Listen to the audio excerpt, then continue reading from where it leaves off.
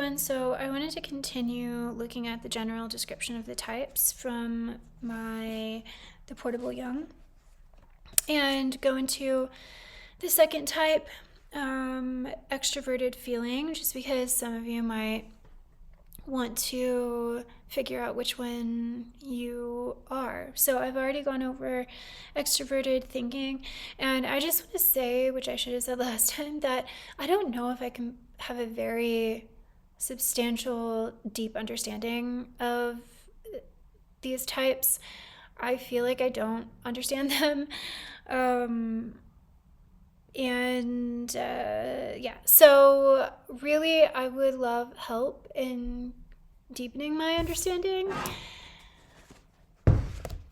Take what I say about them as a grain of salt.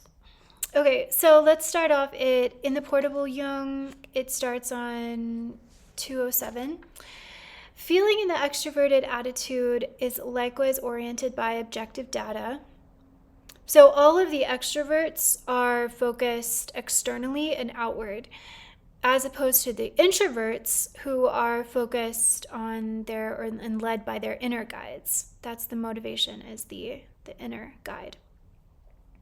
And just to recap, I should have said this as well, both thinking and feeling in both extroverted and introverted are the rational, and sensation and intuition are the non-rational and empirical. So feeling in the extroverted attitude is likewise oriented by objective data, the object being the indispensable determinant of the quality of feeling.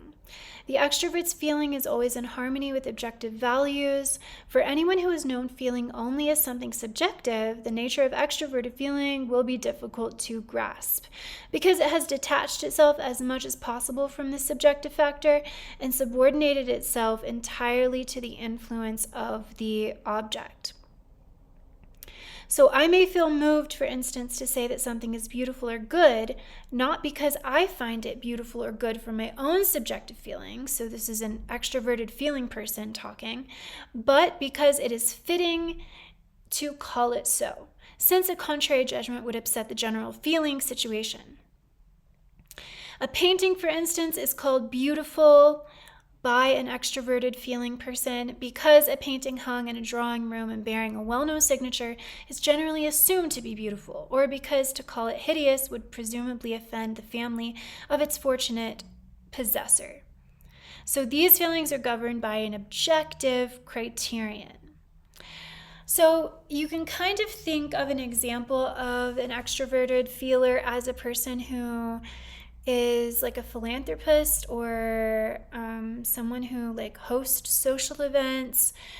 They might really enjoy, for instance, someone who is of this type might really enjoy hosting dinner parties and inviting their friends over and cooking dinner because they believe objectively that getting people together and generously giving the gift of food is going to make people happy.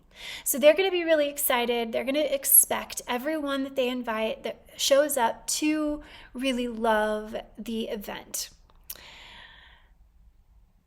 Now, Jung is going to explain that this can get problematic because you're not really trying to investigate and be curious about subjective variety and diversity. It's just objectively, it feels right that people enjoy parties and people would feel gratitude being served delicious food. And the whole point of it is to have fun and be jolly and cheerful. So this might cause a problem in, someone who was invited to the party. Let's say that the host invited their best friend, but maybe their best friend in general doesn't like to be around a lot of people. They feel nervous, they feel anxious, or specifically, they just don't want to go to the dinner. They just don't feel like doing it. So the extroverted feeler might be offended, might be confused, might not understand. Like, this doesn't make sense. Why don't you want to come to the party? Why don't you want to come to the dinner? I'm doing this for you. I'm doing this out of the generosity of my heart. I'm spending all the money for the food. Like, all your friends are going to be there. You should want to come. So, right? So the extroverts, especially the feelers and the thinkers, because they're the rational ones, rational from their perspective, Jung points out, not rational like objectively or universally. Sorry, I just lost my train of thought. Okay, so they're going to exist in the realm of shoulds and ought tos. Whereas someone who is subjective, so definitely the intuitives, they are going to feel as if, it's just personal. It's going to be subjective. Some people might like hosting a party. Some people might like going to the hosted party, but not everyone's going to be like that. And moods might change. And so there's not this sort of objective data that can, be felt or drawn from. But there is for the extroverts, and specifically the extroverted feeling.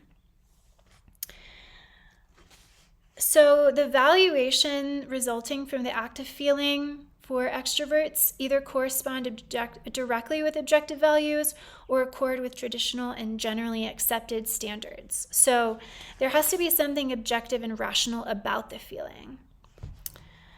So Jung says that extroverted feelers are important to the world because without them, there wouldn't necessarily be a harmonious social life that would be possible. So for the most part, perhaps we can say that dinner parties are fun and that most people would like it, and the person who's hosting and buying all the food and spending the time cooking is going to be appreciated, right? So this could, be true. Extroverted feelers support and keep up a social collective result and effect. So moving on, Jung says, as feeling is undeniably a more obvious characteristic, and here's where he gets into the gendering of types, which I think is confusing to me. Maybe, yeah, I don't know if it really flies in 2024.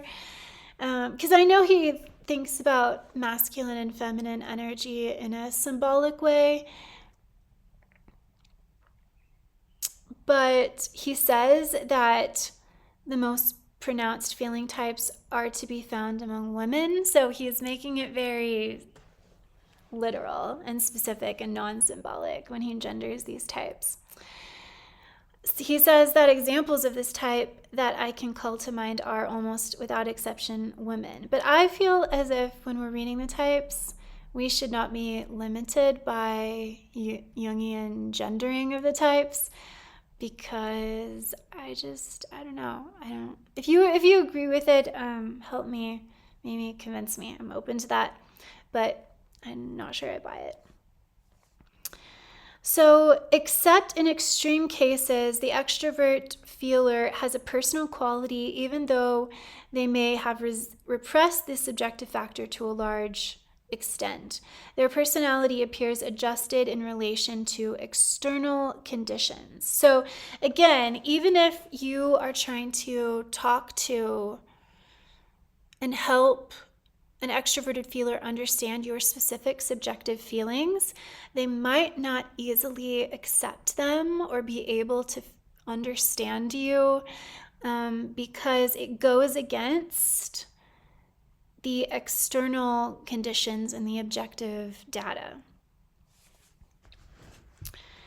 So it says that these people might be good companions and excellent, say, parents, so parents and partners, as long as their partners and their children are blessed with a conventional psychic constitution, or one that makes sense to the extroverted feeler. So Jung says that feeling and thinking are in opposition to each other because one can feel correctly. So there's like, that wouldn't make, like, that phrase wouldn't make sense to an intuitive, like to feel correctly, but to an extrovert that's externally oriented, it makes a lot of sense. So one can feel correctly only when feeling is not disturbed by anything else. Nothing disturbs feeling so much as thinking. So if you are talking to an extroverted feeling type and you're not, and you are trying to help them understand your thinking, that might be kind of hard it might be kind of hard to get your thoughts across. So what an extroverted feeler cannot feel, they cannot consciously think. So it's not necessarily that a subjective thought could change the mind of the extroverted feeler, because the feeler can't feel that. And it's, I think with every time we're talking about rationalism, especially in philosophy, there's a subjective element to it. As long as you have a human being, there's going to be a subjectivity to this. So because whatever our dominant psychological type is, the inverse of that, the opposite of that, is going to be in an undeveloped way in our unconscious. So Jung says that the unconscious of this type, the extroverted feeler, contains first and foremost a peculiar kind of thinking, a thinking that is infantile, archaic, and negative. Because you have to remember that all human beings have all of these four functions. We all feel, we all think, we all respond to sensation, and we all have intuition. But Jung just wants to categorize these because he feels that a lot of times when we can be one-sided in whatever type we fall into. And then if we are, that means that we only have so much time, we're finite beings. So we're not attending to maybe other functions as much as we could. And I'm sorry, my voice sounds a little weird. There's just a lot of wind outside. So I think my allergies are kind of affecting me. So Jung also says that, he always looks at, how we can go off track with our types. So when there are contradictory feelings, then the extroverted feeler is going to regress back to their opposite unconscious type, which is undeveloped, and will seem kind of reactive and childish. And all of the types can go back to their whatever their unconscious factor or function is, and be reactive and childish in their own specific way that is opposite to their primary function. So I just want to remind everyone that we're not calling anybody out with these types. We all have all of the types within us. And each of the conscious types has an unconscious aspect that doesn't have to be childish and regressive. That's Jung's whole point, that we want to go in, that the unconscious is a treasure trove of opportunity and potentials within us, that we need to, once we're aware of this, and if you're listening to this video, you're already aware of it, so you probably are or have already, or can now look into your unconscious and assume that whatever function does not necessarily resonate with you is still present, and you can work to be more holistic and balance that. So if you think that, well, that's not true, I